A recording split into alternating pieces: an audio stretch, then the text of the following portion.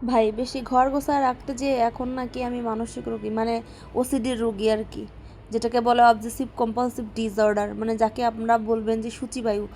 দেখেন আমি বারবার খালি ঝাঁটা নিয়ে দৌড় দিই, বিছনাটা আবার গোছাই, গোছানো থাকে, তারপরে আবার গোছাইতে থাকি,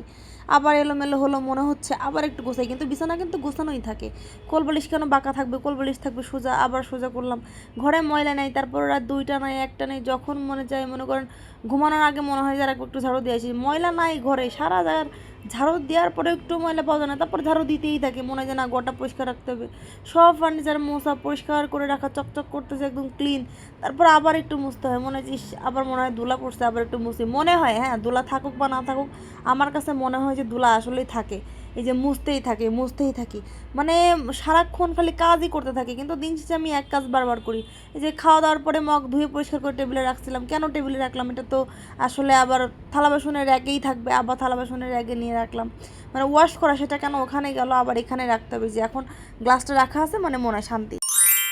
জায়গা জিনিস জায়গায় থাকবে। এই বিছানায় কেউ ঘুমাবে না, কিন্তু বিছানায় এলোমেলো কেন থাকবে, এই যে তারপরে আবার গোছায় রাখতে হবে, মানে গোছানো জিনিস ভালো লাগতেছে না, মনে হচ্ছে আর একটু গোছাই, এই যে আবার একটু গোছাইলাম, এই করতে করতে থাকি আর কি, মানে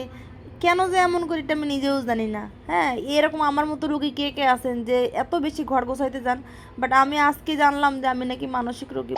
ঘর গোছায় রাখা কি আমার অপরাধ?